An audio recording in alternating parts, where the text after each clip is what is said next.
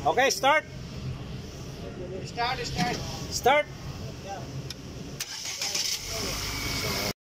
Ito isa na ng mga Chevrolet Grove ngayon na ito mga ka-GM, no? Tinanggal natin yung kanyang drive belt kasi maingay siya.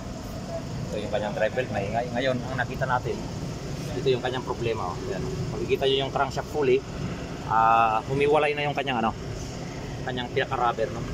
Ito, natanggal siya.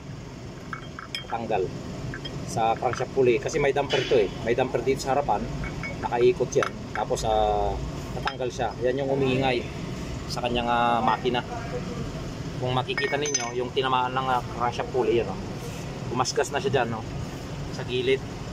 Tapos itong tensioner niya ay papalitan na rin natin yan kasi medyo na rin siya, maingay na yung kanyang pulley dito. Yan, so yun lang po yung nakita natin dito. Ano pa lang to, mababa pa yung kilometer dito mga ka-GM. Ang problema, natanggal yung niya, crankshaft pulley niya dito. So, yan, kasi may damper yan dyan eh. Yan nakasuot, may rubber damper dito sa harapan yan. Yun yung nadurog na, kaya sira na siya. So ayan siya mga ka-GM, tinanggal natin yung kanyang crankshaft pulley, no? Ngayon ito na yung ipapalit natin na second hand na crankshaft pulley dito sa Grove, Chevrolet Grove. Ito, naharos kasi yung niya rito, yung luma, no? Yung pinaka rubber damper niya ito. Yan kung makikita nyo, natanggal siya.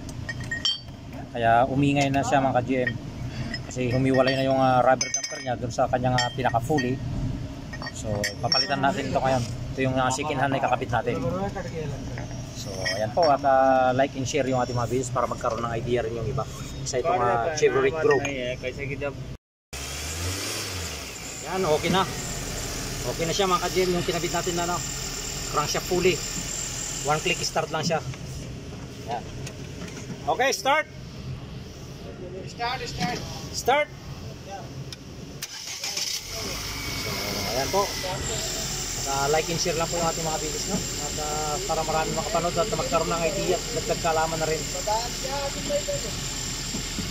Okay na siya.